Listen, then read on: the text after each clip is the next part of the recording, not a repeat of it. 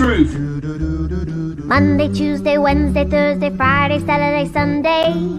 I love Thank you so much for your support. January, February, into March and April. Same way too. Thank you, thank you. May, June or July. Fucking hell! Horrid! I never Absolutely let a day horrid! go by I give you shower and you for snaky, you to snaky, snaky with remember, me. What the just fuck in did I case do you to go you? away in August or September, in October and November, not to mention warm December. I love Half a dozen pieces of fucking though another shit. year has gone, I'm ready for the next one too. If I can be with you. Every single second, every minute, every hour, all the whole year through. Monday, Tuesday, Wednesday, Thursday, Friday, Saturday, Sunday. I love you. I'm ArchieLuxury. Tell me what you fuckers think of that. Just want to, I am sure that Lord they're watching this program as well because he cannot stop watching you because it's basically very attractive to you sexually, even so that he is not into men's, but eventually he is. Lord help me. Yes, sir. spent too much money. I respect you. I will remain. Okay, I respect you too. I love no you. hard You can feelings. leave now because your time That's is goodbye. important. I gotta be totally honest with you. I don't want to carry on this bullshit that everything is a struggle. I've got to be totally honest with you. I actually have a tax bill kind of due, and this money would be extremely helpful to meet some obligations that I've got. In October and November, not to mention warm December, I love you. Though another year has gone, I'm ready for the next one too. Every single second, every minute, every hour, all the whole year too. Monday, Tuesday, Wednesday, Thursday, Friday, Saturday, Holy Sunday. What the fuck? I'm looking in the mirror. I love you.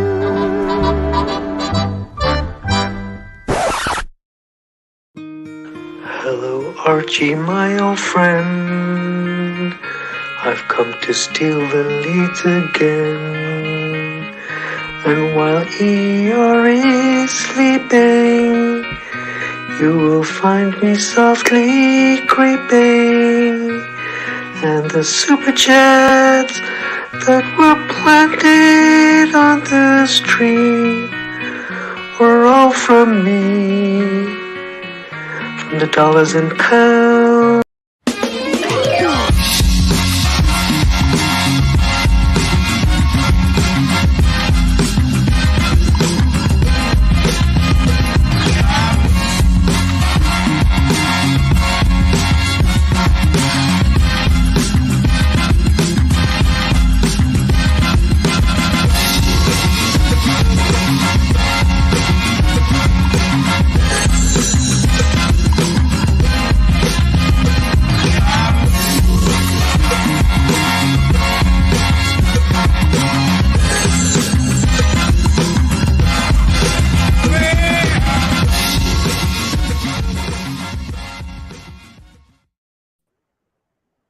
Hello, Watch World.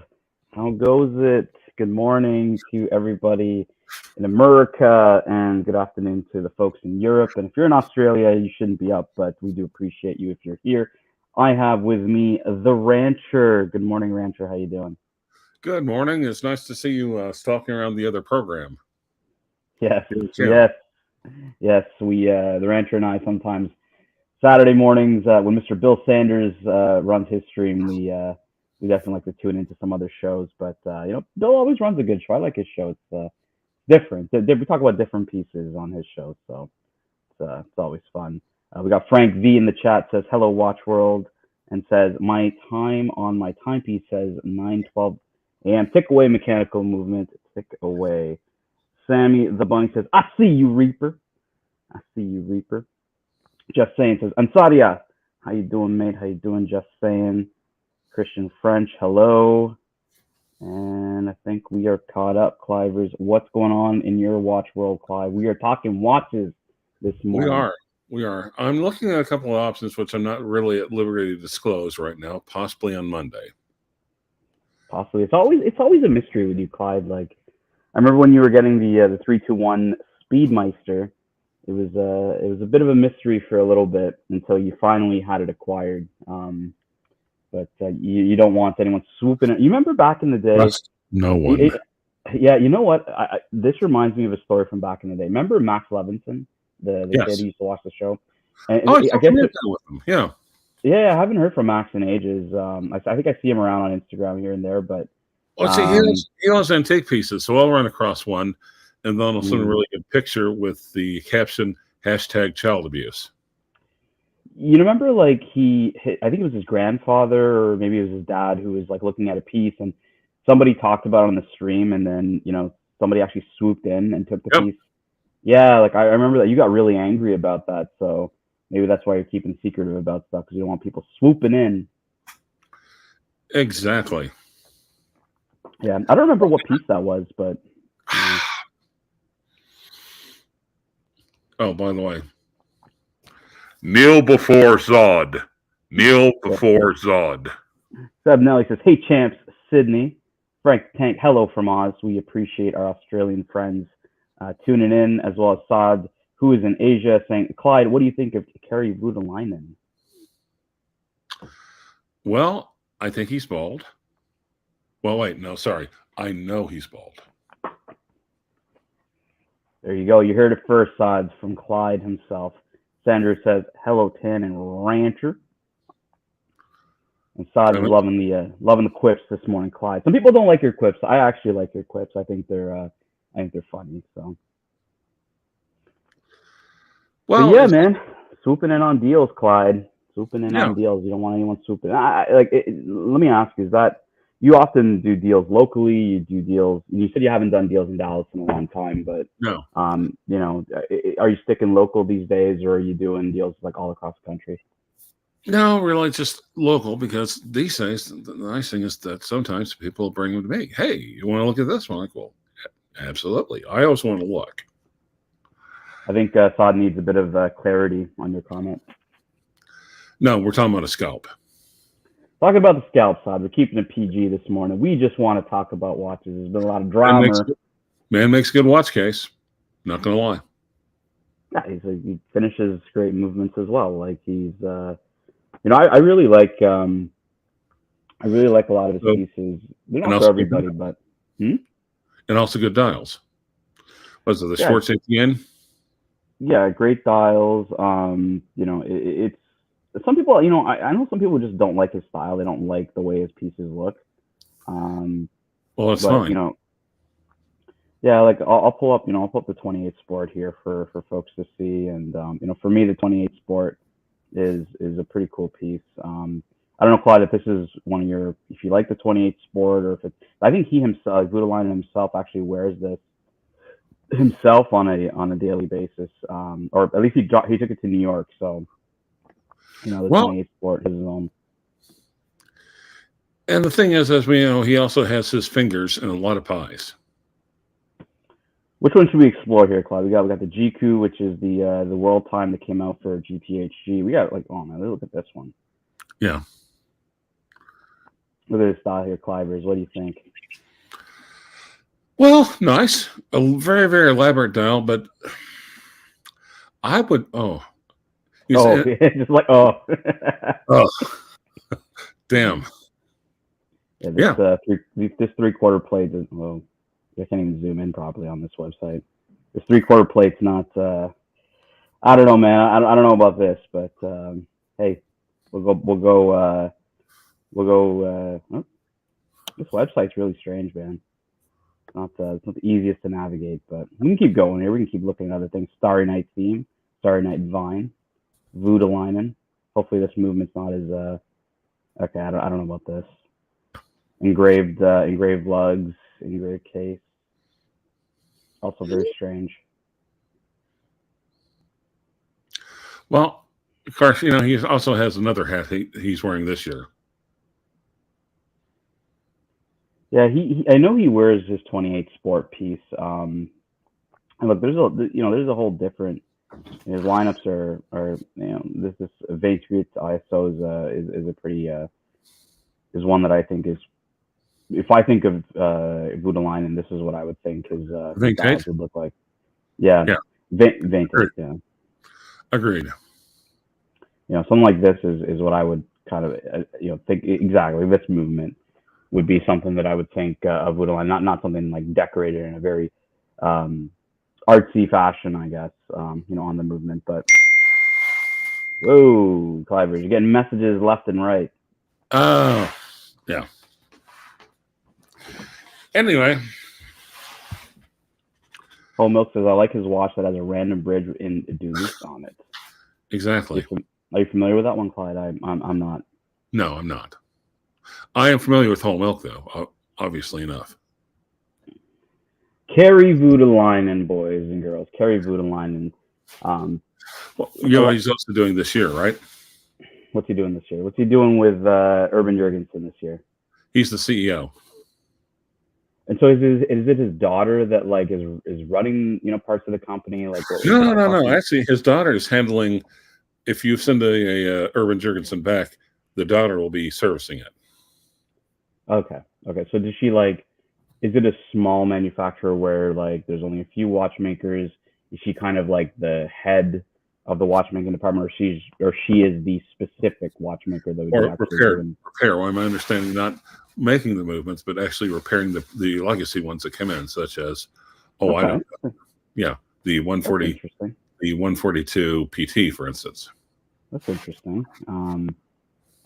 We got a question here from Sandro H, who says thoughts on the Lange 109.025. Let's pull her up. I remember you telling me that. That's when you're talking about Lange. It's like everyone talks about it, but no one ever buys it. That's where I actually got the idea for the In Theory watch. You know what? Like for me, it's an interesting question, Sandro, because I was actually looking at some Langes this morning. I'm thinking of doing a purchase in the next couple of days, and I'm kind of debating what I want to get. Whether I get like a Daytona or whether I get a dress piece. I think a lot of folks know me from my interest in Patek Philippe's and more dressier pieces, but what people don't know is I do have an affinity for Rolex as well. And this actually, Sandra, was one of the watches I was looking at. That's why I knew it was a moon phase. And honestly, the Lange 1 moon phase is probably my favorite type of Lange 1 of them all. I think it really complements the dial. I think it's, in this, like a white metal, I think is probably my favorite. I'm not a big fan of the yellow metals, like the yellow gold with like a black dial. I don't know, Clyde. Like, do you prefer on a Lange? Do you prefer a white metal? A yellow, like the yellow gold. What do you think? Well, as we know, white gold is the most racist gold of them all. Yes. Terry Smile says, "What do you guys think about Tissot watches?" I know Clyde is a big fan of Tissot watches. Remember when Archie had that Tissot in his collection? When he had like the Streitling and stuff like that? I think we used to call it the Pissot back in the day. People think the trolling is vicious now, Clyde. We used to troll hard back in the day, man. The trolling's not vicious these days. Well, yeah, but he hasn't watched this to troll now, so it's kind of bad. It's like walking over and kicking a homeless person. Yeah, you just don't do it. It's just like life has kicked them enough. Sandra's saying, I think it'll get one before the massive price increase. Look, Sandra, I think you can't go wrong with this piece. It's the only Lange ones I don't like is the older movements. The one. Let's see if I can pull one up. It's the one with the Lange 1 movement. Let's see if I can find one with like the older style movement. It's funny. Oh yeah, here. Obviously, this would be a new piece. So Mobster actually. It's this movement. I'm just not.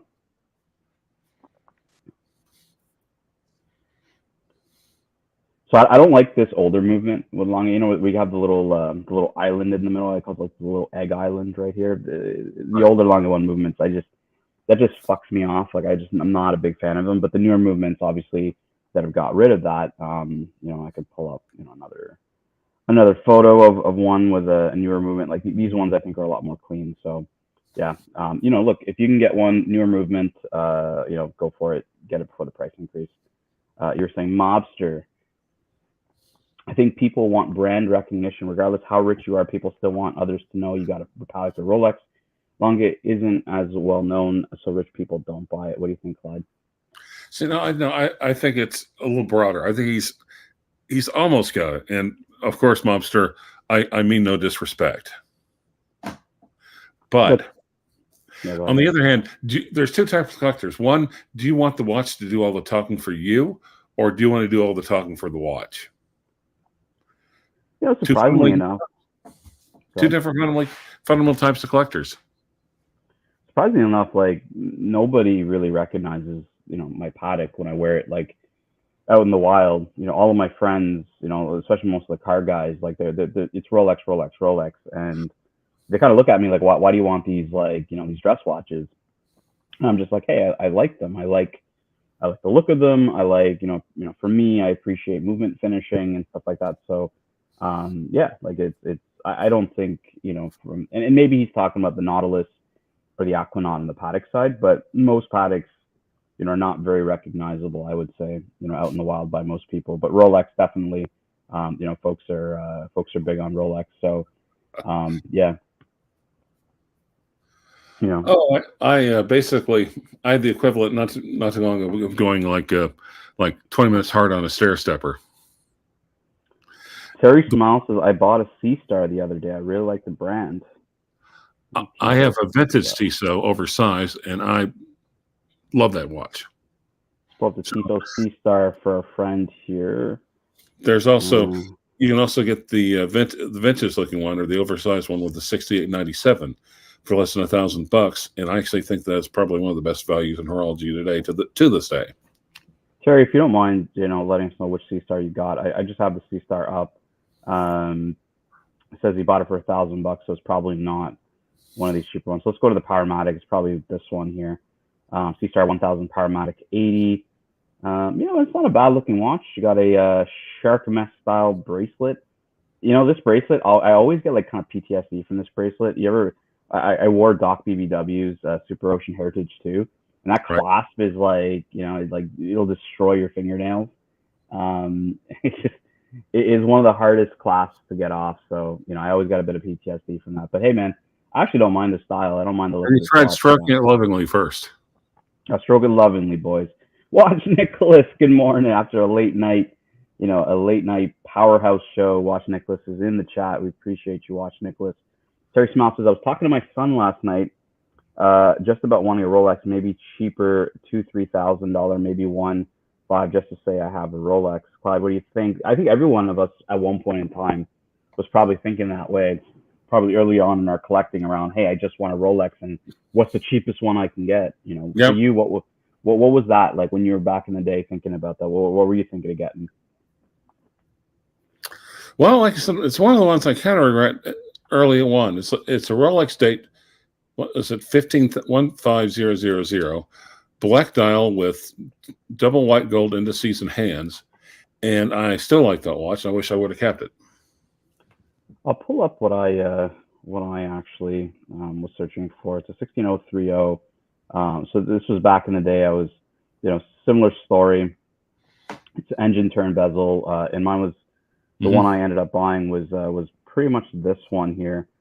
Engine turn, silver dial, just Jubilee bracelet, very simple. Honestly, I still really like this watch. Obviously I like the fluted bezel a little bit more than the engine turn bezel, but similar story, Terry Smiles. I think all of us at one point in time were thinking like, hey, maybe I can get a cheap Rolex, and obviously back in the day it was a lot easier to get. You had the, you probably still could get like an Oyster date or something like that they're a bit small, but you could still probably get into them for that. I don't know. I actually got something like that for not too long ago, before everything went completely crazy.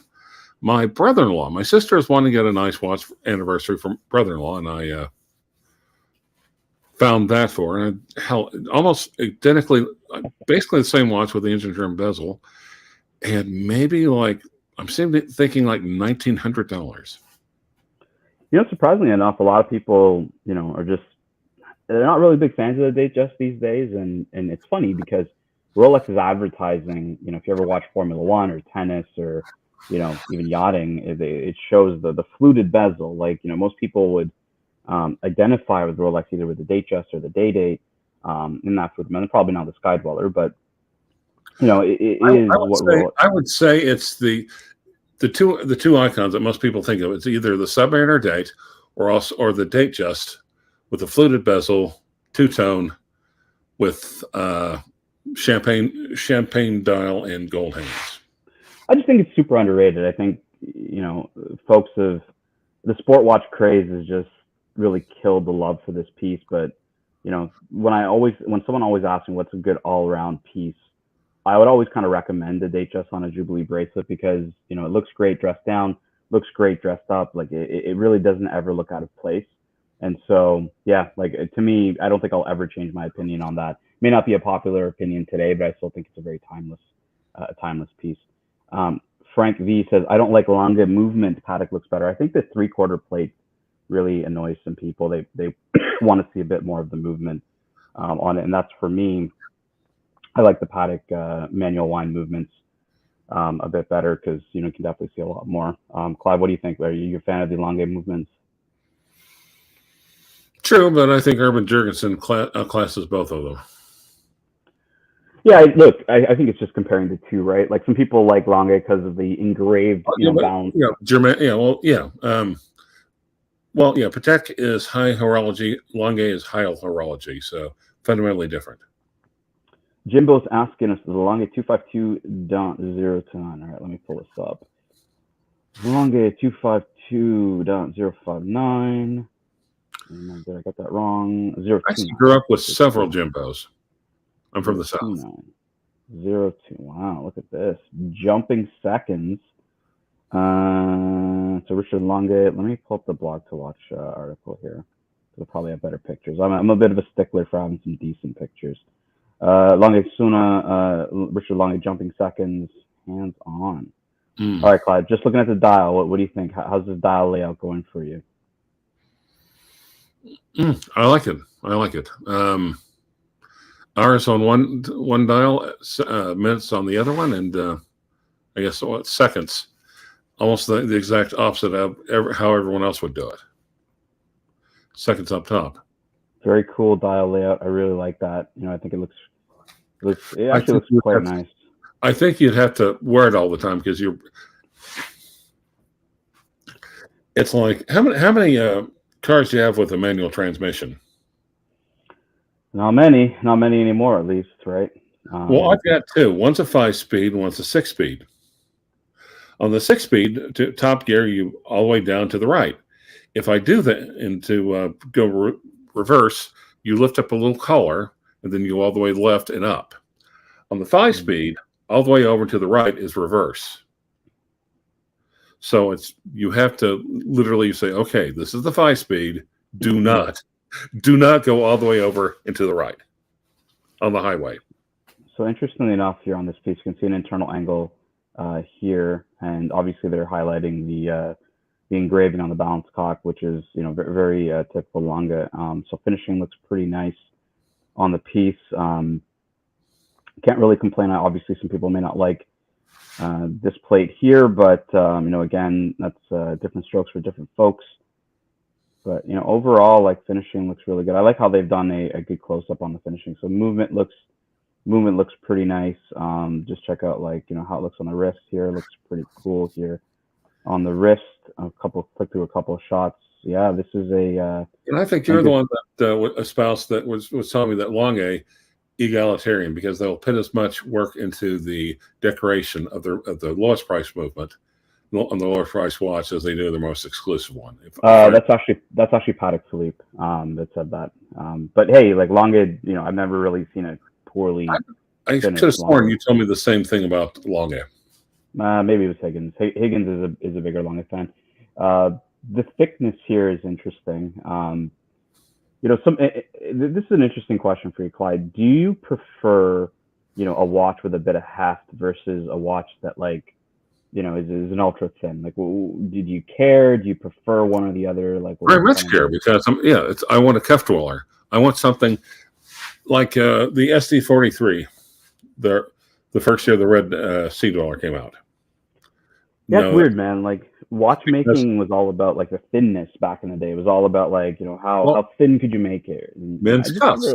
Because what I didn't like about the SD40, I love the watch, but I could sit there and just feel the damn thing, my cuff hit against it like 400 times a day, and it just drove me nuts.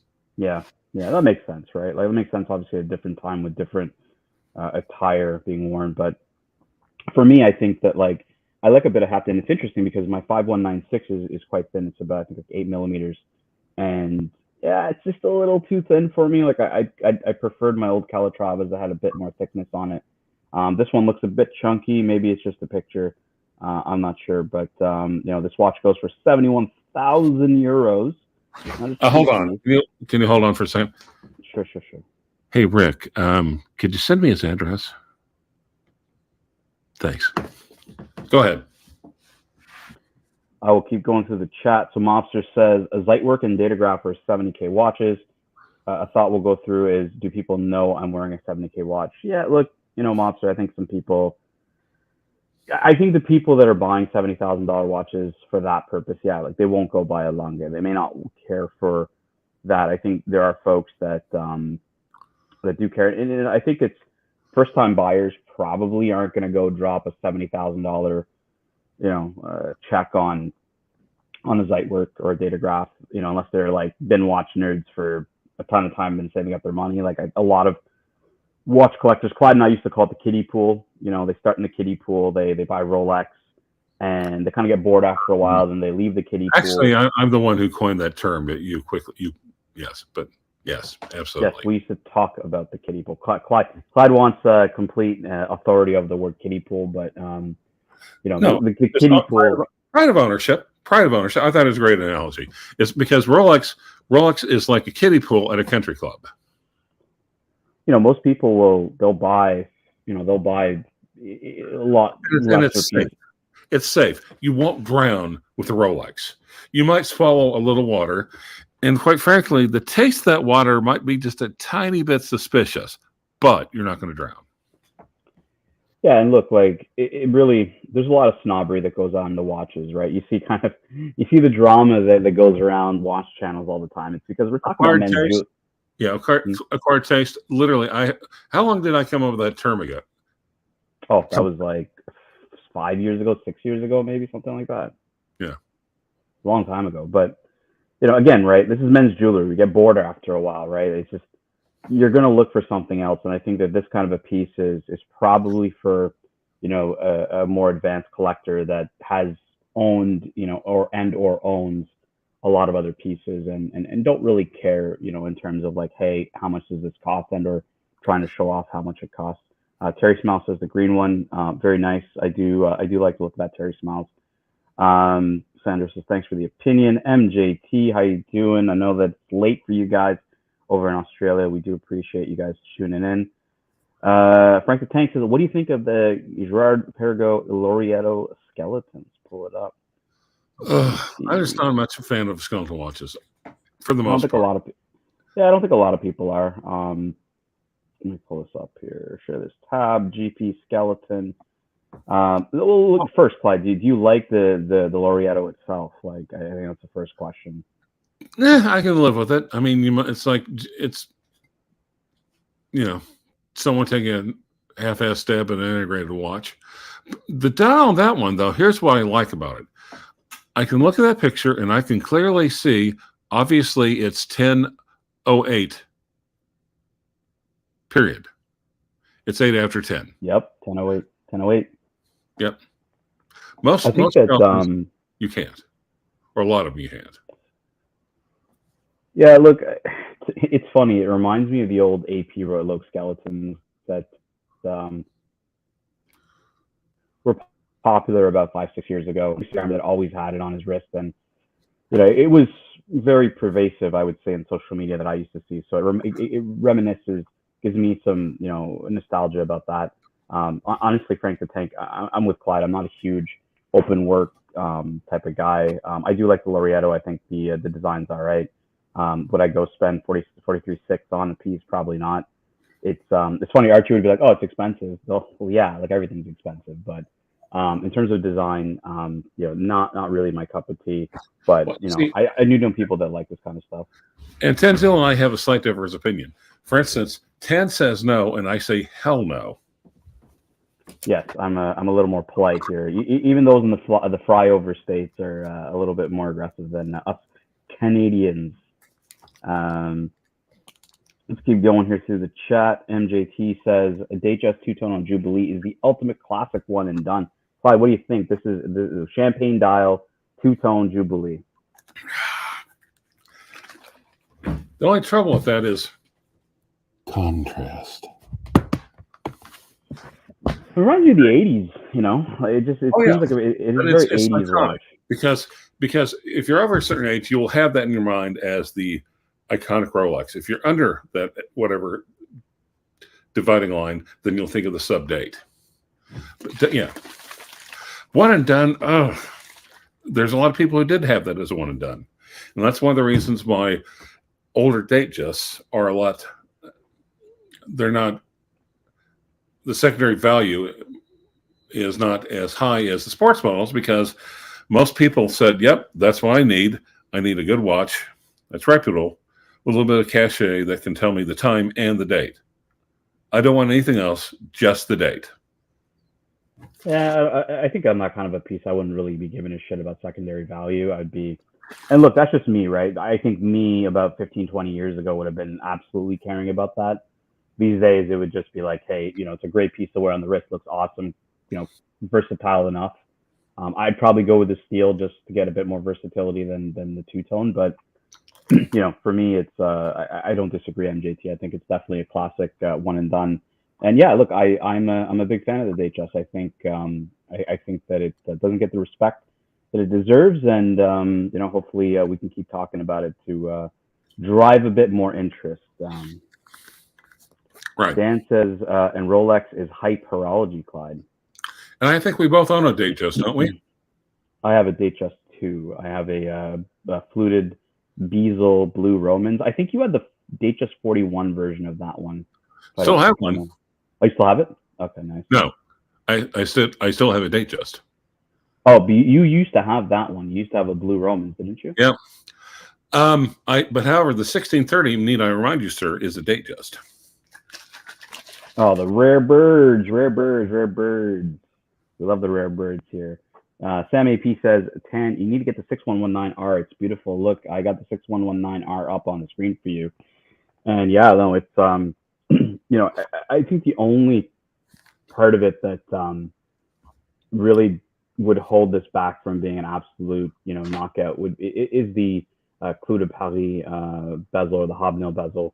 Yep. It may just seem a little too dressy for some people. I mean, Clyde, in your profession, you're wearing suits often enough, so this would not look out of place. But no. Would you see yourself wearing these with a t-shirt and shorts?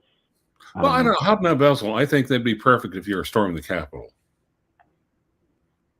Hobnail bezel, storming the Capitol. I don't understand the reference, but I'll take it. Generally sick. Anyway. Yes. Terry Small says GMT Master Coke 116710. I think he means 16710 because I don't think there was a Coke in a 6-digit. I'll pull up a GMT Master. I know. I wouldn't be surprised if Rolex just threw one out just see if anyone would notice. Like do. What? Yeah, I think he means the 16710. I'll pull that up. I actually own this. Clyde, you probably have owned one of these as well, right? Yeah, exactly. I actually prefer the Coke. I'm more of a Coke fan in terms of the 5 digits than the Pepsi. What about you? Do you prefer the Coke? Do you prefer? Remember when you? And now I remember this because I remember when you bought it. I told you, hey, go to your AD and order all the inserts, right? Yeah. Yeah, before they got onto that, like the very last. Right after I did, then the door slammed shut. Because didn't you order like extras? I think you ordered like 2 Pepsis or something back in the day, right? No, a Pepsi and then a espresso. Black. Yeah, it was, and it was funny because some ADs were like not willing to order you the inserts, which was kind of stupid because this was obviously a discontinued reference. So why the hell would they care? I mean, they're making money, right? Like, why would they care if you're ordering whatever insert? Like, I don't understand. They're just snobby like that. I just don't. I never got it. my AD didn't give a shit. So I bought the watch as a Coke, and all right, we're gonna charge you $10 extra. Oh, okay. No, the guy who sold it to me was like, "Hey man, just go to the AD," because the AD actually authenticated the watch for him. So when he sold it to me, it had box, it had papers, it had all that jazz. But he even got an authentication from the AD that's local to us. So I took the authentication paper with me to the AD as well, and they knew right away. They're like, "Oh yeah, no, we know this watch," and I'm like, "Yeah, can I buy, a Pepsi insert for it? I kind of, I really want that." I never got the black insert. They're like, "Yeah, no problem." And a couple weeks later, it showed up, and yeah. So Terry Smiles, if you are looking for a one and done Rolex, this could also be that. I love this piece. Coke is my favorite of them all on this one. So let's keep it going. Mobster says elongates are double assembled. They do the finishing on a second deassemble. All right, very cool. Rob Filmer says, "Great watch talk for breakfast." Yes, we just want to talk about watches. There's a lot of drama going on over the past day or two or a couple of days, which is not uncommon. I mean, this is men's jewelry, right? Like, how much can we talk about watches before it's just we get a little bored, right? So I kind of thought we'd shift the gears a bit, and I texted Clyde this morning saying, "Hey, if you're around, I'd love to do some watch talk." Clyde and I, we usually whenever we had phone calls, it would be a lot of watch talk that we back in the day thought, hey, why don't we just live stream some of this stuff back in the day? So it was always fun. MJT says, brilliant watch content from the Rancher at 10. Nice work. This is on topic. Thoughts on the Patek World Time in general, any model? I'll give you this one first here, Clyde, while I pull up a Patek World Time. Okay. Oh, there's Aaron Fletcher. To me, it's like dating one of Charlie's Angels. It doesn't really matter which one it is. You're still dating one of Charlie's Angels. So I think any of them is a winner, frankly. Now, which one is the Jacqueline Bisset? Possibly the 5110. So I have here on the screen a 5230 Platinum MJT, and it's interesting because if you look at Patek's site, the World Time outside of the Platinum and the cloisonné dial is really like in the standard metals, like white gold, yellow gold, rose gold. I think they're going to be refreshing that this year because there just aren't any 5230. So I'm assuming there's going to be a new either 6330 or 6230 or whatever they're going to call it coming out in probably the more standard metals. I do believe obviously the World Time's going nowhere. It's part of Patek's DNA. I think, it's definitely, they've got a lot of history with the World Time. And look, I think World Times are great pieces. I think that, in terms of travel watches, they're probably the ultimate. The only kind of downside I would say with the Patek World Times is obviously if you have to deal with daylight savings time, where it may not be the most accurate. There are some pieces, not Patek, but other pieces out there that do factor in for daylight savings time. But outside of that, from a romanticized complication, I think the Patek Philippe World Times are amongst the best. I love the micro rotor. I think this, to me, I actually prefer the 5230, Clyde. The 5110 Clyde's talking about is Archie's. Sorry. Patrick's cracking my ass up. Oh, I haven't. If Patrick's in the chat, I haven't got to it yet. But look, 5110 is the old ArchieLuxury World Time. It was okay. I didn't dislike it. The 5130, I was not a huge fan. There are a few select 5130s that I would want to buy, but they're like special editions and pretty hard to find. I do like the 5230. I think this was a pretty well laid out piece. And I think World Times, MJT, winner chicken dinner. Love them. And I think they're, Patek Philippe does them as some of the best. Oh, Ty, try not touching it too much. Thanks. Trading Prophet says, just tuned in. Great watch talk. Jimbo's asking, Vacheron versus Breguet. Pick your favorite tan. All right, let's go watch shopping. Let's go watch. Well, let's do both Clyde and let's do Clyde and tan. Let's not just do me. We gotta We got everybody. No, We got that's all right. Go ahead. You take this one. That's fine. I'm just gonna. All right. I'll. Well, why don't we split it? I'll do the Vacheron, and then we'll go class. So I'm gonna go Vacheron. I'm gonna pull up the Vacheron site. Let's go shop and collections. I'm gonna avoid the overseas. I think everyone's gonna go to the overseas. I'm not gonna do anything weird, but if I was gonna do weird, I'll pull up something weird.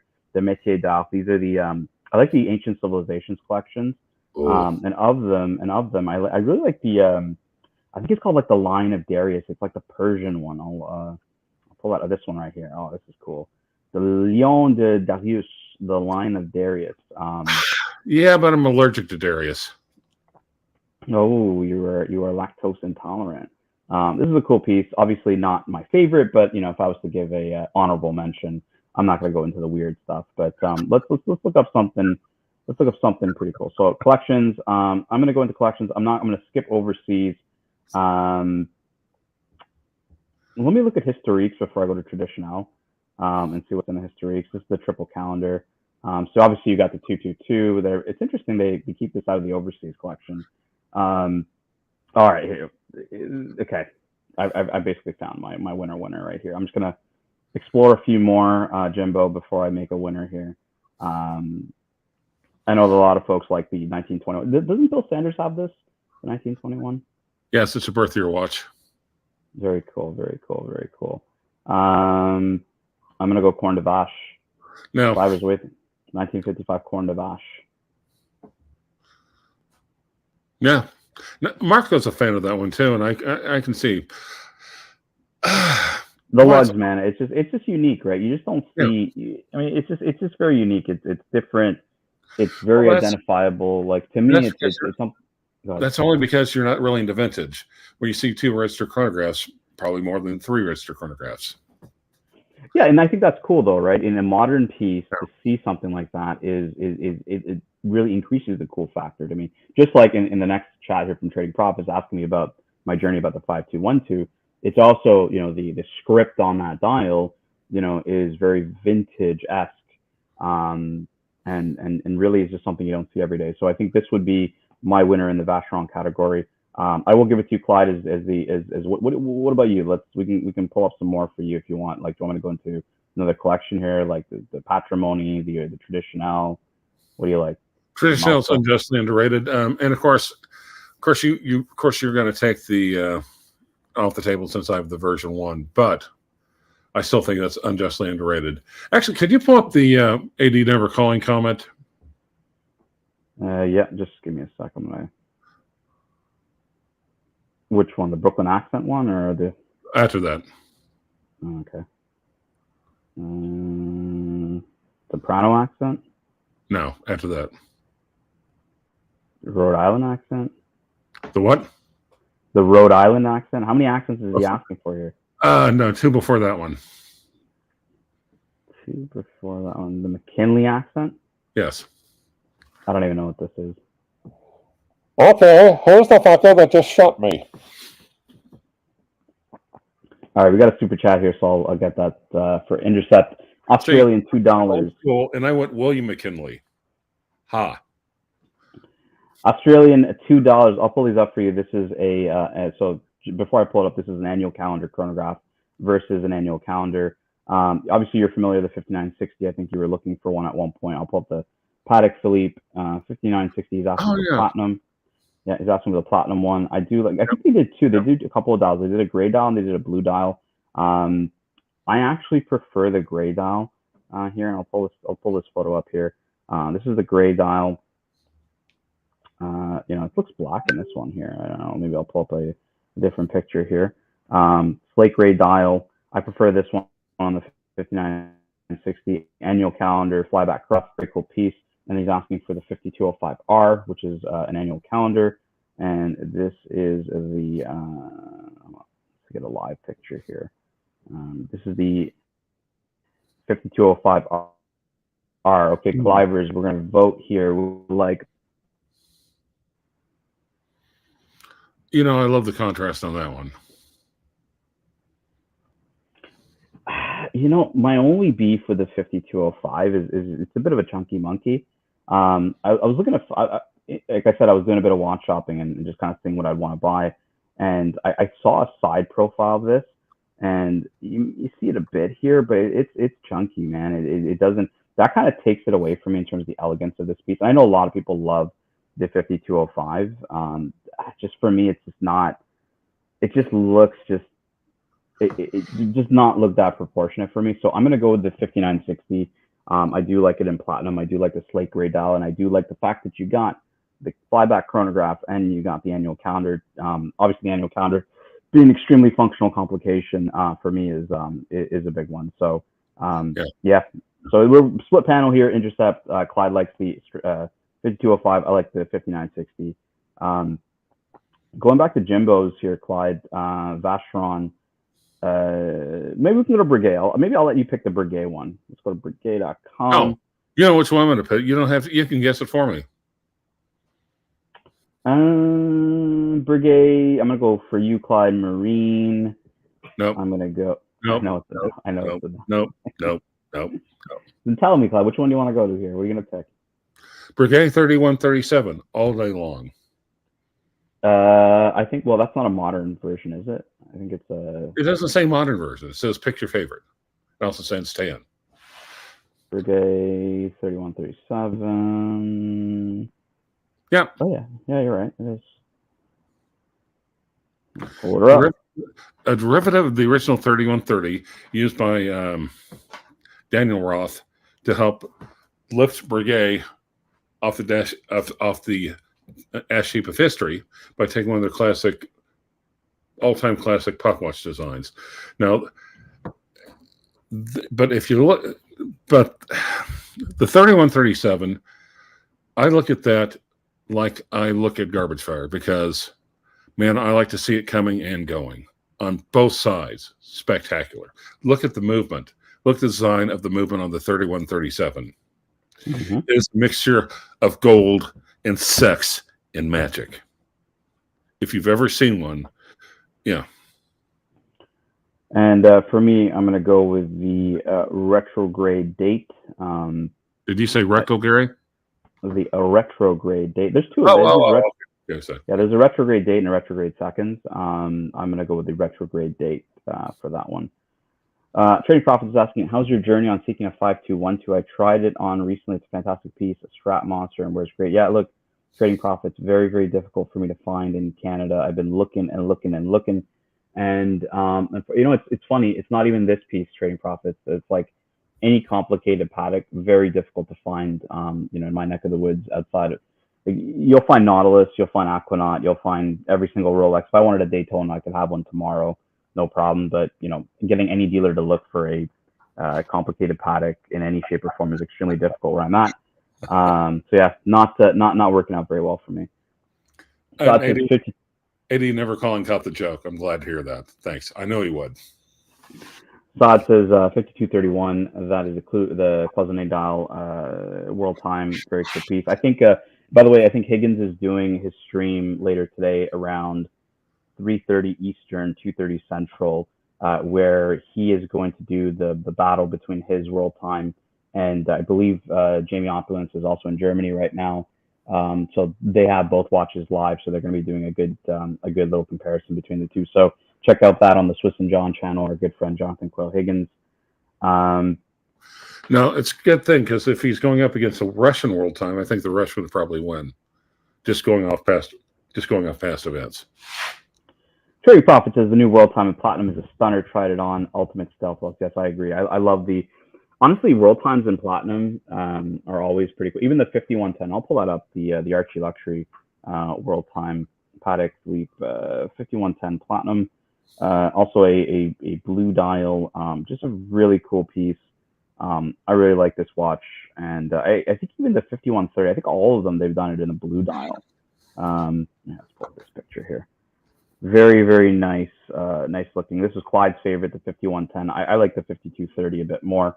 But yeah, the platinum world times are definitely amazing. Hey Trooper, how's it going? Nice to see you. We've got a lot of Australians that are up late today, watching the stream. I guess Archie ended a little too early because he ended a few hours ago. I'll do a Brooklyn. I'll say the word Hattuag. You know, I don't think JJ likes when I say Hattuags. But there you go. There's your Brooklyn Hatchwag accent. Ty, new member. Thank you, Ty, for joining the Archie Luxury family. We did the intercept one. Catching up. How's it going, Lux? How you doing? Just gonna catch up with the chat. This is from Saad. He's asked a question for you, Clyde. Saad asks, Clyde, what do you think of Roman Gautier? Well, I know Bill has. I've been trying to do a little bit of research on him. I know Bill brought him up, was kind of discussing his thoughts on him recently, so that brought him to my attention as well. So you haven't explored Roman Gautier at all? No. And that would be the same. So, Saad, we don't have any opinion, favorable or not, for Roman Gautier, but I think Clyde is going to go on a mission to check it out. Trading Profits has it right. The 5205 wears like a pyramid on the wrist. Some people like that, right? Some people like the heft. I do like a bit of heft, but what were you saying, Clyde? Egyptians would like that. They would. Yes. Patrick says, "Hi, Saad, my dear Lord and God." All right. George Varhees, how you doing, my friend? George is a good friend of ours. Amazing collector. Guy has just a stunning collection. He he really buys what he likes, and I can appreciate that. I don't. Have you seen? You were on when George was showing his skeleton Patek. I think it was a 5180, yes. I believe it was. Yeah. Beautiful watch, and look, he's a real, a through and through collector, a guy who just, doesn't really get swayed by the hype and just buys what he likes. So, his avatar was George V. So, isn't it true that you died in 1936? George V, yes, sir. Tim G says VC the rancher, yes, rancher. George Varsi says intercept. I own the 5960G with blue dots, the white gold. In my opinion, it's a stunner. I also own the 5961A. So this is the 5961A was the one you were looking at. That's the steel bracelet. I believe there's white dial. You at one point were you able to get it retail? Like, I don't remember if that was a piece you're getting at retail or if it was just off of a gray market dealer. I'll pull it up if you don't remember it, Clyde. Well, like I said, I seem to remember a 5960 in steel on a steel bracelet. It was this one. I don't know if it was white dial or black dial, but it was this one you were looking at back in the day. Yeah. What pushed you not to get this? I know it was pricey, and it was definitely you were still in your Rolex phases around that time. Like, what kind of held you back from getting this? I don't think I liked the dial on it. I didn't like the chronograph part at 6 o'clock. Also, it may have been a black dial now that I think about it, but at least that's legible. I can clearly read that. I think it's a black dial. I think these have gone up in price too since I think. Well, what has it gone? It's 2023, Dan. What? Okay. A little bit of inflation. Just a tad. So I pulled up the black dial here. It's still a cool piece, man. I would have gone with the white dial personally, but can't fault the black dial. Yeah, I just remember you were looking at this, and I was super hyped for you to get it because at the time you hadn't owned a Patek, and you knew how obviously passionate I was about the brand, and you loved your Rolexes, and you obviously had your affinity for vintage and stuff like that. But I kept saying, Clyde, just get. Then Archie said, "Oh, that'd be cool." I'm like, nah. Yeah. Do the opposite of what the Pontiff does, and you may not go astray, guys. You may not go astray. Super chat. Thank you, Tim G. All right, super chat. Oh, I'm getting behind here. George Varhees, $20. Thank you, George. We appreciate the donation. Tan, always appreciate your content. Hope you and yours are well. Thank you, George. Hopefully you guys are having a great weekend, you and the family. And shoot me a text, George. Maybe we can do, if you want to kind of avoid the mainstream stuff. I know there's a lot of stuff going on these days on the mainstreams. If you want to do a separate stream with like me and Clyde and maybe like Professor Saad and the crew that usually streams with me, even John Higgins, we can go through a full view of the collection. Or if you want to do it on the mainstream, let me know. We'd love to see some pieces that you could pull out for us. We did the Professor. Mary Ann might be a stretch though. Do they ping you hard on servicing? It's funny, Intercept. I have an AP Royal Oak now, and I have a 5-year warranty on it. It's a 2022 model, so I don't really have to think about that till 2027. But that was the first thing Archie said to me when I got it. Was like, "Are you sure you want to get that watch, the service thing?" And I'm like, "Well, look, the good thing is that the AP service centers for Canada is actually in my city, which is pretty cool." So, Saad, first of all, if you hop on the stream now, you have to tell me that this is not a democracy. I just came here to say this to you guys. Christopher Warden, a NATO strap, a NATO strap. Christopher Warden, a NATO strap, NATO strappy. I love it. Saad is he's getting his troll on. Kneel before Saad. Kneel before Saad. AD Never Calling says it's got those Viking Breguet hands, Bear. Those Viking Breguet hands. You know, like, I'll pull up a watch with Breguet hands, actually, that I really like. Patek 5396. Sure, I know it. That's just, we don't have to point it out, okay? Oh, it doesn't. I'm sorry, that's Breguet numerals. Breguet hands, Breguet watch hands. Put it on a Classique, actually. Ooh. Classique with a Breguet. Oh, yeah, this one's fun. Okay, and personally, if I found out anyone has a Breguet, my opinion of them goes up. Yeah, look, like Breguets are excellent. Interesting. The other name for these is called the palm hands. Palm meaning apple in French. The apple hands. But yeah, Breguet hands are the palm hands. Very, very cool. Awesome to see, obviously, on a lot of pieces whenever you can get them. Tim G says, Tanner Rancher, past the hype watches and not man babies. Yes, we are way past the hype watches. Clyde and I knew each other when we were into more of the hype watches. Well, no, actually, you were already at emeritus status since you already had the what is it, the Royal. Well, I sold the Nautilus. I sold the Nautilus. I sold the Nautilus. You're like, I didn't like him. I'm like, wow, okay. Yeah, look, like it's funny because George Varhees recently sold his Nautilus. So him and I and another collector in the community, I forget who it was, had a 5711. Maybe it was America 5524, I don't remember.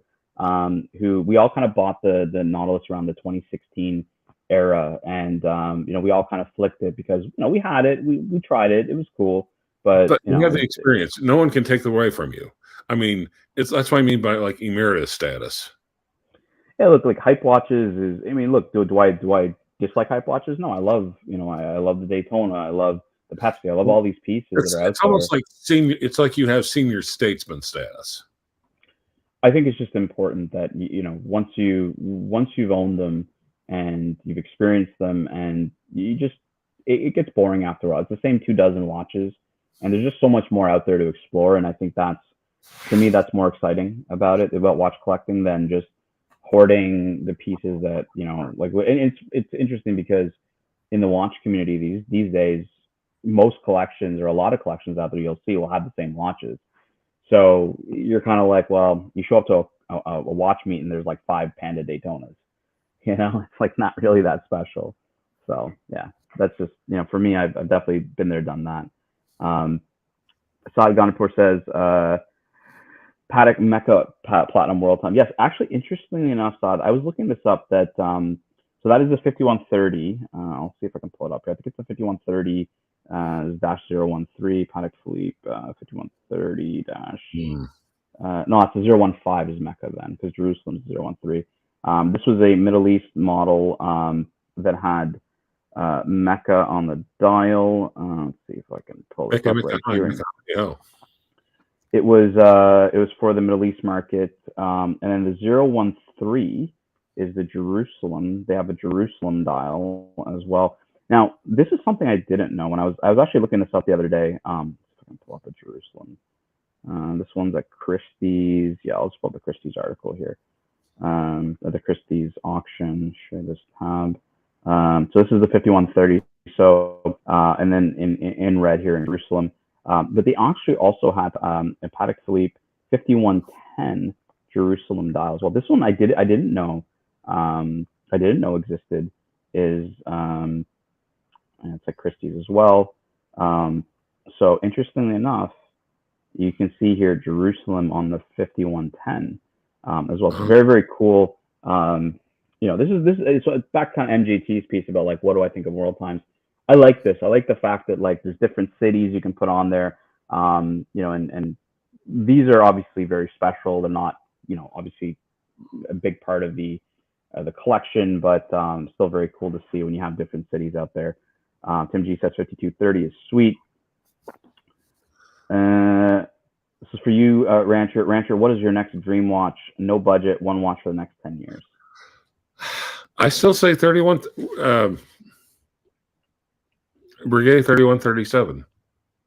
You never did show the back of that.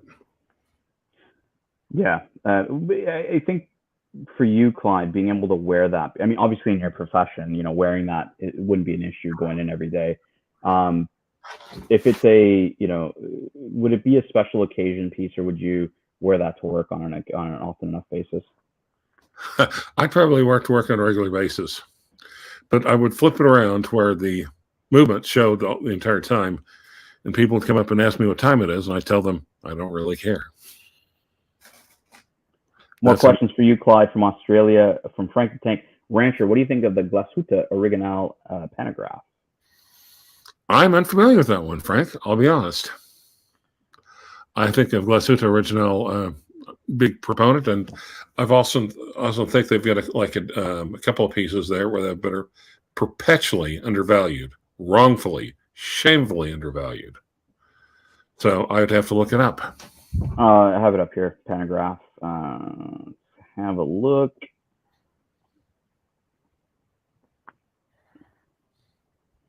This one's in rose gold. So got the functions here. Hour and minute, stop second chronograph, small seconds, 30-minute counter, panorama date, and a flyback. Is there any movement shot on this? At least not there.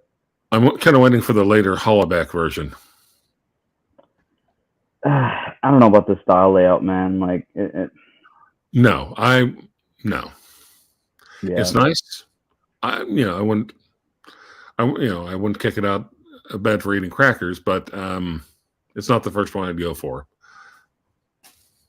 That joke went over Tan's head, Clive. Yes, it did. I don't even remember the joke. So it was Gilligan's Island reference. So just never mind. Just keep going. Just keep going there, Millennial.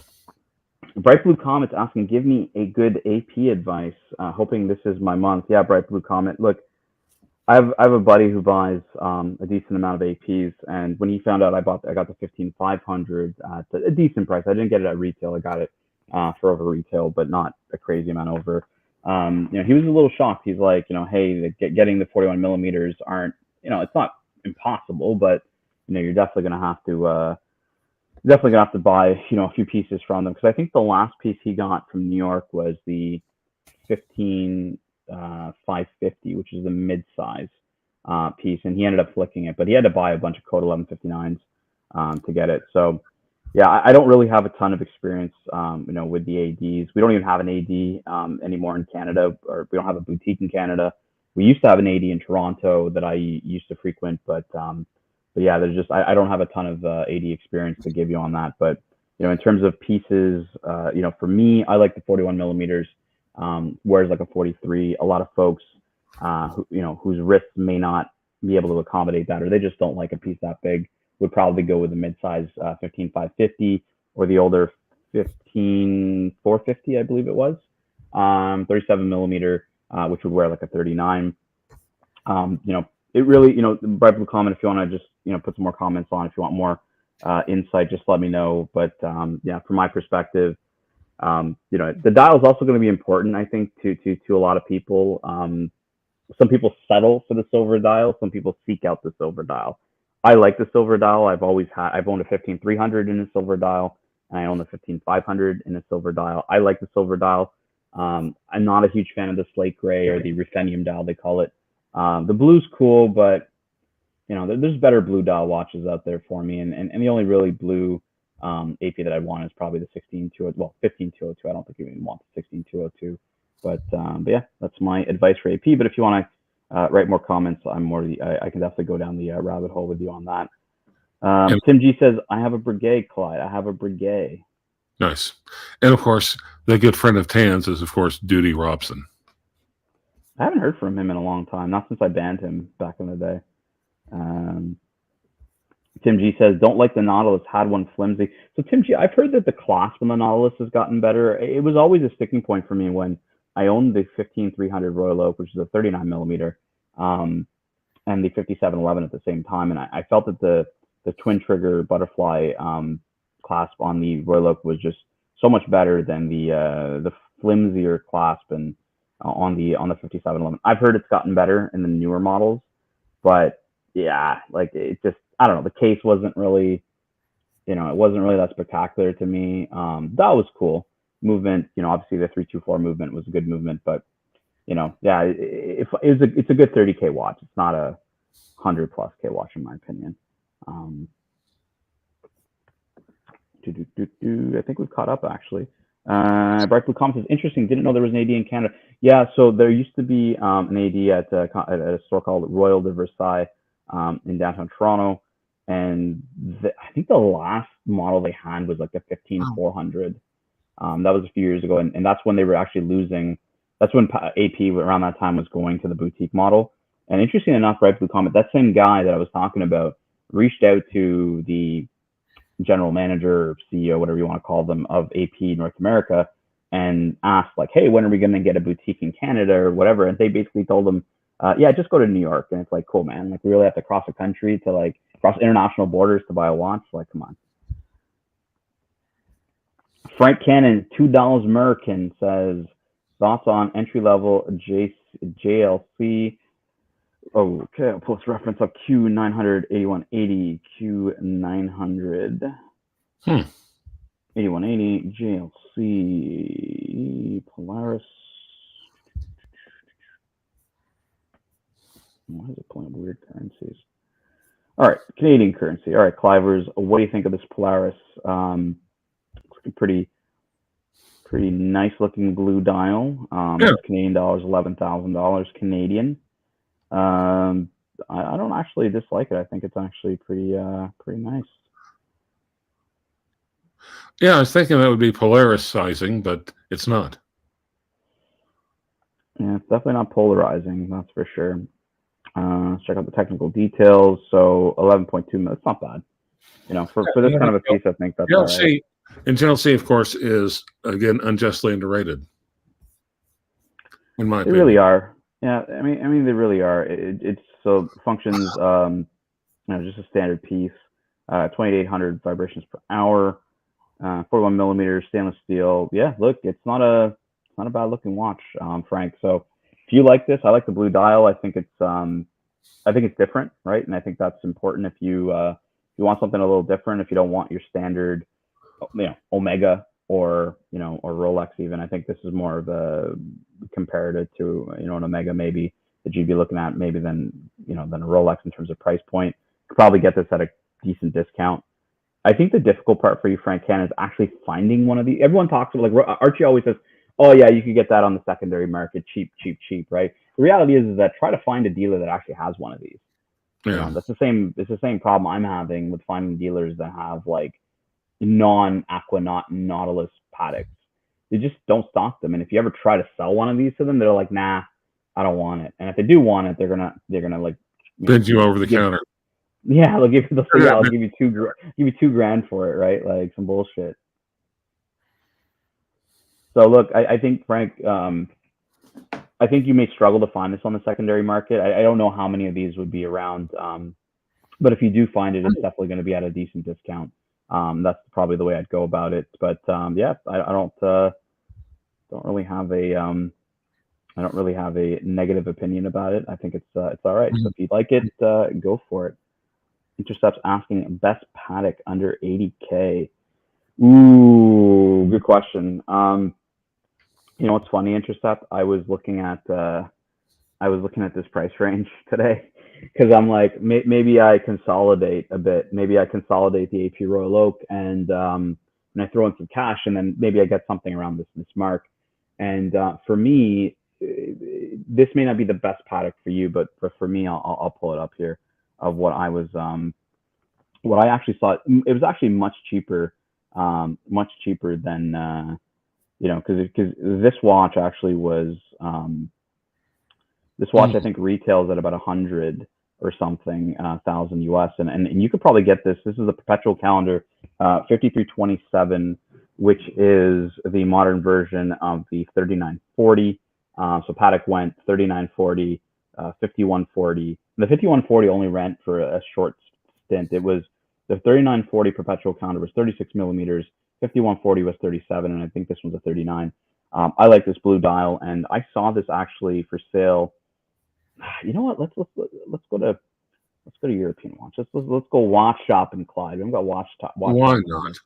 Why not? Let's go watch shop. Let's go brand. Let's go Patek Philippe.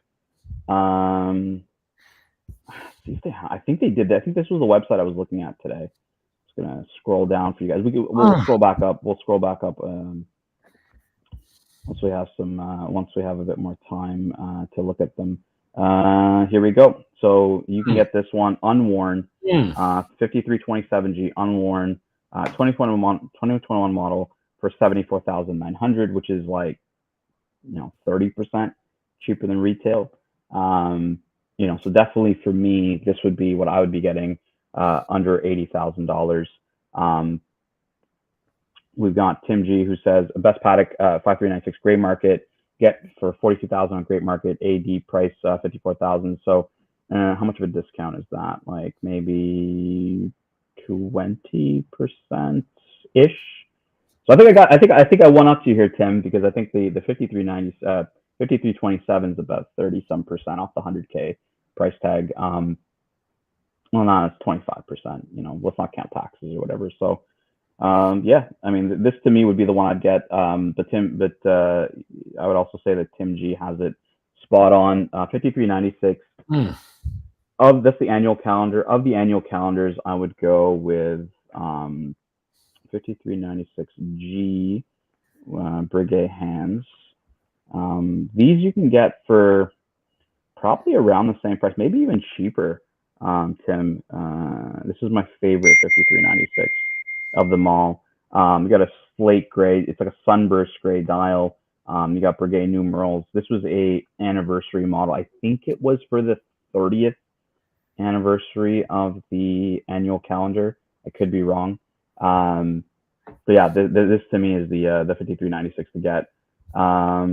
Sandro says he'll go 5320G. Let's pull up the 5320G. Patek 5320G. Yes. You know what? We're gonna go salmon dial. We're gonna go cream dial. Let's go salmon dial. Perpetual calendar, syringe hands. What do you think of this one, Clivers?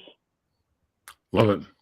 Now, actually, but what's the Breitling also did a very similar watch, which I have to admit, with the was it datum with the salmon dial that really caught my attention.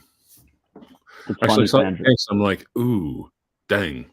It's funny, Sandra. When I showed us, it's not obviously not the same as this, but when I showed when I showed the 52.2, I was on JJ's. Well, I was talking on JJ's channel, and I asked Swiss about what he thought about this piece, and I don't know if it was like Ali Reza or somebody was like, I didn't know Patek Philippe makes like a Hamilton watch or something, so you get kind of like Hamilton vibes out of that, but you can see a similarity with the types of numerals and the syringe hands. Yeah, definitely 5320 is a great piece. I'm still kind of a purist. I like the more traditional perpetual calendar. So for me, it's the 5327. But Patek Philippe, he's changed his name again. Oh, we got the alter ego. Patek Philippe 999. I love this Patek Philippe content. Thanks, Clivers and Tansy. Thank you, Patrick. We appreciate you. Check the lugs, pure class. All right, let's check out the lugs. Let's go back here. Yeah, I like that. How much is that? Because just having an Aquanaut, it's a nice watch, but if it didn't say Patek Philippe on it, no one would care. I actually liked that last one. Really liked that last one. The 5226 rip table. Was it the not this one, the other one that I showed, right? Yeah, that one's not bad. Don't get me wrong, but yeah, Yeah, these you know, Sandro, I actually skipped over the lugs, so this is pretty cool for you to point that out. Definitely unique. Let me see if I can find it. Yeah, this is a live picture. So pretty interesting. Yeah, it's got, like, kind of got like a step design, which is pretty cool. Yeah, look, I can't fault this piece. This is actually really nice. Let's see if I can pull a 5327G. See if I can find a live picture, good live picture. There's a lot of shitty pictures here. Right.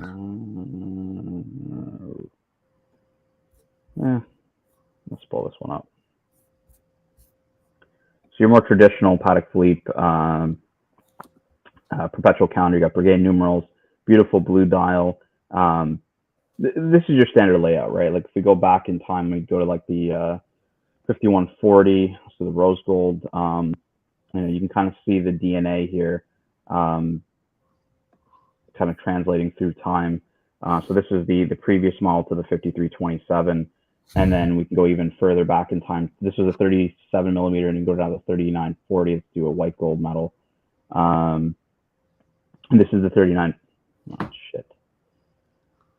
This is the 3940, the 36 millimeter, which is made very famous, being worn by Philippe Stern, Thierry Stern's father. The 3940 actually did a long run. I think it was like 20 years or something. It was something really long, but you know, this is my favorite watch, I'd say, of all time. Go ahead, Clive. We can go back in time? If we could go back in time, we had a flux capacitor. I was going to say maybe we could go back to 1972 and stop that classic horrific accident at the Dude Ranch in Australia. I thought you were talking about the Royal Oak, but I do know the other reference you're making to ArchieLuxury. There you go, Dirk Diggler. I got the joke. That one didn't go over my head. But yeah, like the 3940 is probably my favorite piece of all time. Dirk Diggler, what was your most recent watch acquisition? Yes, we would like to know, Dirk Diggler, what was your most recent watch acquisition? Because yeah, I don't even know what Dirk Diggler has. I've only talked to him a couple of times on the just in the chats and stuff. I don't think I think I've been on one live stream with him, but it was just drama going on, so I didn't even get to talk to the guy. So I'll drop the link for anybody who wants to join us and talk some watches with me and the Clive Minotaur Wrangler. And you know what, Clive? Why don't you think about the Glashütte Original Panamatic Lunar? I like that watch. I think GMT has that watch, actually. I'll pull it up here. Panamatic Mr. GMT? Yeah, I think he does have it. So it's sexy. Damn it. Panamatic Lunar. I think he has it. I think that watch for $7,500 is just... I believe he has this watch, yes. Let's put this one. It's like a rose opaline. It's a bit different. Let's see what this one looks like. Ooh. Rose opaline. This is kind of a salmon. That's what I don't know if they're calling this. They're rose opaline salmon or just rose opaline. Look at that. Dang. Very nice. Schmickin'. Very nice. I think in honor of Clivers, we'll pull a bit of a commercial break. Take us back in time. Flux capacitor.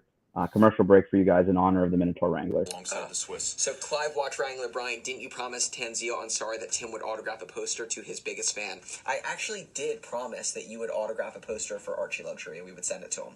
If you have a poster of me, that's the first I've heard of it. Yeah, so no. Is that a thing? So, it's going to be a thing because we're going to have a poster made of you, and you're going to need to autograph it to ArchieLuxury because I promised that we would send one out. I can do, but do we ship internationally? Well, we will. We will. That's the first international gift we've ever given away. Congrats, Archie. We are yet to see that poster. So if anyone's in Philly, go see my friend Brian Govberg and be like, hey. And tell him Clive Minotaur Wrangler says he's a damn liar. I think you were Clive Watch Wrangler at the time. I think you weren't the Minotaur Wrangler. You used I to was still wrangling Minotaur. Don't get me wrong. Oh, you were. But I think you were doing the Wrangler of the Week. Al29 says Govberg. Yeah, Brian Govberg's actually a really cool guy.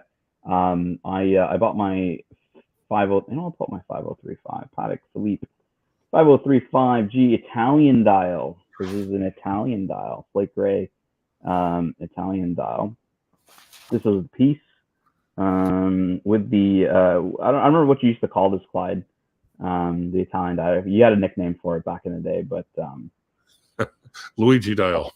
The Luigi dial, yes, the Luigi. Hey, it's me, Mario. Some stupid just bought my watch. So Al29, Clyde and Archie used to troll me because I got an Italian dial, and the reason I got this was I actually found it pretty cool. I was like, hey, there's the slate gray was actually quite rare in the 5035 as it was for white gold, because I think that I think it was a white dial was the standard.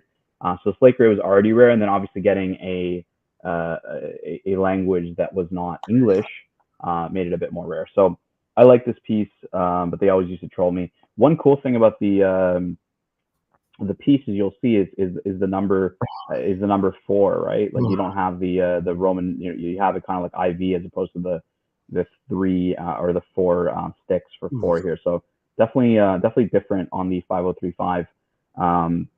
But yeah, no, it was I bought this piece directly from Brian Goldberg.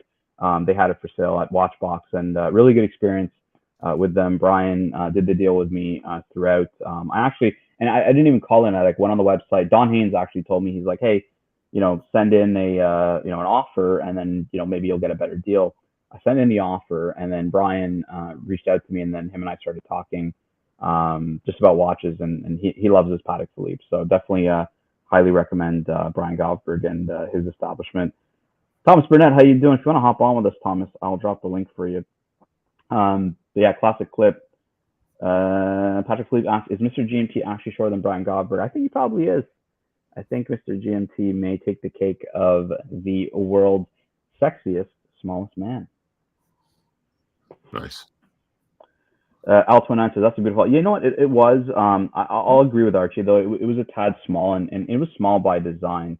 So this piece was a 37 millimeter, but it was so Philippe Stern, Thierry Stern's father, I believe, was head of Patek Philippe at the time when the annual calendar came out, and he wanted it to be a 36, but I think just the way the construction was, that the watch had to be a 37, but they wanted it to fit like a 36. So it's definitely a watch that wears smaller. When you think of the 37, like Archie talks about the 5196, that actually wears it wears like a 38. It doesn't actually wear like a 37. This one wears like a 36. So yeah, and George Varghese, if you're still listening, I know that George said when he first got into Pateks, he was watching Archie, and he bought a 5035, and George says, hey, I like big watches, and I was like, well, George, how did you buy this watch if you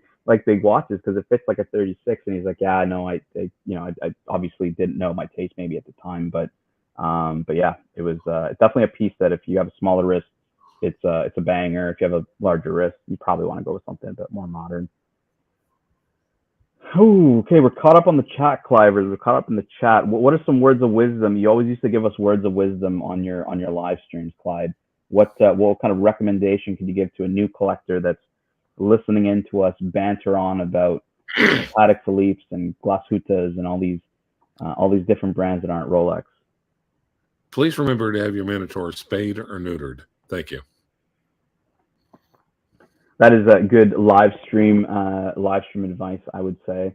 Archie's always like, okay, I've got one. All right, look.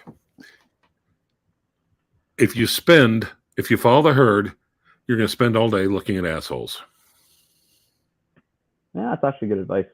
Thank you. I'm as I kind of told everybody, I'm looking to make a purchase probably in the next couple of days, and I'm actually leaning towards a Pander Daytona, surprisingly or not. Before we end, I still want you to go find the back of the Breguet 3137. Any color? I'll probably go for another 30 minutes, Clyde. I just thought we had a bit of a lull. Gotcha. But I'm looking into getting probably this piece, and I think it's going to surprise a lot of people. That I'd be looking at a hyped model, but I've never actually owned a Daytona, surprisingly or not. Just like interestingly enough, Archie's never owned a GMT, and Clyde, you've owned a Daytona, right? I have not. No. Yeah, it's just one of these pieces. If you love chronographs, yeah, you'll always have a Daytona. Or if you love Rolex, you'll have a Daytona. For me, I've never actually owned one. I've tried them on. Obviously, I've tried on Doc's 4-digit Daytona and other people's Daytonas, but I've never actually owned one myself. So I thought, hey, why not actually try it? I may love it. I may hate it. I did ask Archie the question, like, why do people love the Panda versus the Black Dial? Because Panda's cool. Don't get me wrong. It's a cool piece, but I actually don't mind the Black Dial either. I don't really know why people don't like it as much as the.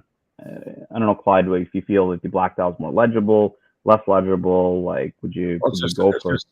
It's just another example of white dial privilege running amok in this country. I just don't get it, man. I just don't get it. But yeah, that's what I'm thinking of getting. I may not get it. Mobster is bullying me to say buy a Longa. And you know what, Mobster? I've tried to go watch shopping, Mobster. Let's go watch shopping. I'll show you my dilemma here with Longa. So let's go. I'll be right back. Sorry. Yeah, no problem. No problem. Let's go watch shopping here. David SW, Longa Asuna, and honestly, like, there's only a few here, right? And I really don't like this one. I think this. I don't like the yellow gold black dial. It just doesn't. To me, it doesn't work. Inner box only, like, and boom, right here, you've got the old movement. Like, this is automatically a no. I do like this 1815. I think this is pretty cool. I probably would have preferred the up down, but the only reason I wouldn't get this is I own a 5196. So I don't really need a manual wind, small seconds dress watch. I already have one, so it's not really going to fit in my collection. This Saxonia is all right. Don't hate it, don't love it. Yeah, I'm not really a huge fan. So this is David SW. Let's go to other major watch dealers. These are the OG watch dealers, guys. Don't have to be worried about these guys. These guys have been around forever on Rolex forums and other places. So Takuya is also a good one. Let's look at what he has for Longa.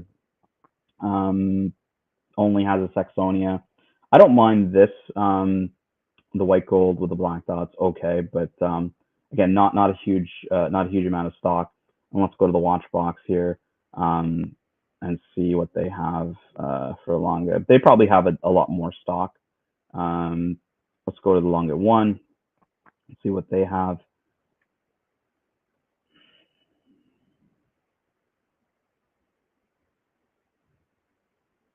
Let's have a look. They definitely have a lot more stock. The prices are a bit high on it, but yeah, I think that's part of the problem here, guys. Is really just finding stock for Longas. It's not the easiest, and for me, I have to get hit with an 18% import tax importing Longa. It's virtually impossible for me to find something in Canada. So very, very difficult. If I was living in the States, I probably would be diving into here, Mobster. So Oyster Flex white gold Daytona. Yeah, that could be an option. I don't mind rubber pieces, but yeah, like for me, it's partly why I didn't buy the Aquanaut when I was buying the Nautilus. Was I just didn't see the point. I was like, I didn't really care for the rubber at the time. I do love rubber on watches because obviously in a hot summer, it's definitely one of the better straps to wear. But yeah, that could also be an option. I don't disagree. But you're in Canada. Yeah, Canada. Well, where I'm at, it can go all the way down to like minus 41 Fahrenheit, and then it can get almost it can get really, really hot here in the summer. I think I'll talk Celsius. It goes to about 40 degrees Celsius sometimes in the summer, so it definitely swings in temperature here. Explorer 2 is a GMT. Yes, it is. Patek Philippe, it is a GMT. But he's never owned a GMT Master 1 or 2. He's only owned the Explorer 2 in the Rolex range. Brett Blue Com says, I have the Panda, but my mom is on the list for the black 116-500 for herself. Yeah, look, it's funny because everyone gravitates to the Panda. I just don't really get it. Like, and Archie, I think, said yesterday, the day before, that in the previous generation, the pre-ceramic, the black dial, according to him, was more sought after than the white dial. I don't know, Clivers, if that's true or not. But yeah, that's what. So very, very good if that was the case. Big Sal says Lange 139.025 all day, every day. Very cool piece. I think we saw that earlier. Right. But yeah, like, look, I have an appreciation for Lange. I think it's kind of slim pickings for me right now in terms of finding stock at dealers that I trust. Obviously, there's a lot of talk about dealers and everything else, and I've kind of said my opinion around dealers. There's a lot of fly-by-night dealers, and I only do business with dealers that have been around the game probably as long as I have. Dealers that I recognize from 12, 15, 20 years ago, kind of a thing. I'll deal with those guys because I know that if there's ever a problem, they're going to be around probably in another 10 years if I ever have an issue with the watch. I don't really, not to say that there's anything wrong with people that are legitimate businesses that have started up, and I do wish them obviously a lot of success, but I'm always a bit cautious when it comes to dealing with enterprises, especially for me dealing with international businesses that are not local to me in Canada. I'll most likely stick with somebody that I know or that I've known for a long time. What about you, Clyde? Like, you obviously don't just buy locally. You buy from all over the country. Dealing with dealers, and I know that you've dealt with a lot of different places. You deal with pawn shops, you deal with Craigslist, you deal with all kinds. What kind of advice would you give the new collector that's in a minefield right now? It's probably a little bit more dangerous than it used to be. Well, I'd say buy the collector, but you really can't do that because we have this thing called the 13th Amendment. We also fought a war over it. But what I would say is make sure you're do your research heavily, not just on the watch, but also on the collector, on the seller itself. And trust your gut.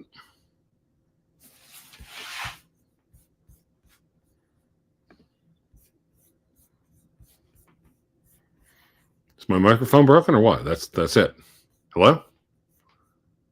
Hello? Sorry, I was on mute. Sorry, man. Sorry. Oh, sorry. I was saying, how do you do that on Craigslist, right? Like on forums, it's easy because you have a feedback section, or even on Facebook. But on Craigslist, I know you've done deals on Craigslist. Like, how do you actually go about being safe on doing those kinds of deals? Well, actually, nothing says luxury watch collection like two heavily armed middle-aged guys meeting in an alley behind a Starbucks. So you'll usually bring somebody with you to the deal. It wouldn't just be yourself. There's different types of backup you can bring. I'll just put it that way. And also, we're here in the flyover state, so yeah. And look, I think everyone is armed. Everyone. Yeah, like folks had asked me just around like how would you have done certain deals, and I think in the current Wizard situation, it was very murky because there was a lot of good deals that were done. So I think a lot of the victims, they didn't really have any reason to doubt that their transaction wouldn't be good. And I do feel for them in that case. I know that my personal dealings with him, whereas when I was seeking to buy the 5212, somebody in the chat said, hey, you should reach out to this guy. I'll give you his IG. I sent him a message, and I started vetting him like I would with anybody else. And, I started asking him, hey, do you know, are you on any of the watch forums? Like, I used to be a sales moderator on the Canadian watch forum. So, I was pretty well known in terms of, the dealers and stuff like that, because I used to do all the moderation for all the sales posts. And I was like, hey, are you on that forum? Nope, he wasn't on there. Okay, I'm like, okay, that's red flag number one, because he's telling me, I've been in business for 20 years. I'm like, well, if you've been in business in Canada and you're not on that forum, this was pre-Facebook where everyone was doing sales, basically. So that's red flag number one. Red flag number two was I was like, okay, well, you know what? Maybe this guy just wasn't on that because he may not like the guy who runs it. Because I know some of the dealers can beef that guy or have beef that guy. So I'm like, okay, let me just keep vetting. And I asked him, do you know any? And I name dropped probably the David SWs of Canada, basically the major watch dealers. Those that are on Moda would recognize these names because they do sell a lot to the United States. And he was like, no, I don't know them either. And I was like, okay, this doesn't make any sense. You've been in business this long, and I know that you primarily trade in the United States, but you haven't dealt with any of these major dealers in Canada. That makes zero sense. So right away, I was like, you know what? For me to get the kind of watch I'm looking for, I just don't feel comfortable going to this dealer. I have other options. I can go to other dealers that I know that could probably source it, like a Takuya, like a David SW, like a Brian Goffberg, other people, right? So it's just, for me, it was just a red flag. And I've even had people in the chat reach out to me to try to sell me pieces, and they may be in the opposite end of the country to where I am, and then I try to do maybe like an escrow deal where I know a dealer in their area, and I say, okay, you know what, why don't we make it safe for both parties? This is a well-known dealer. You can vet them, you can reference check them, you can do whatever. Why don't you drop the watch off with that dealer, and then I will pay the dealer, and then you'll get your money, I'll get my watch. We're both safe, right? Like you could do it that way as well, so that there's at least a bit of a buffer. I don't believe in putting up massive like deposits up front. Like it doesn't make any sense why you would do that. I would never do that. Jin, I think when Jin did his deal with his Rolex with the AD in Chicago, he had to put up a deposit, but I don't think it was massive. So it doesn't really make any sense to put up those kinds of deposits for me. So right. Anyways, Cliver, I think we're rounding off about an hour and a half here, so I'll probably end it because I know that we've all got some things to do today, and there's going to be obviously watch streams tonight. So any final words on your side, Clivers? Well, like I said, again, if you follow the herd, you're going to spend all day looking at assholes. And I will say to you guys the classic Clive line, which is enjoy your watches and let's be good to each other. Thank you so much for tuning in, guys, and we'll see you guys in a few hours.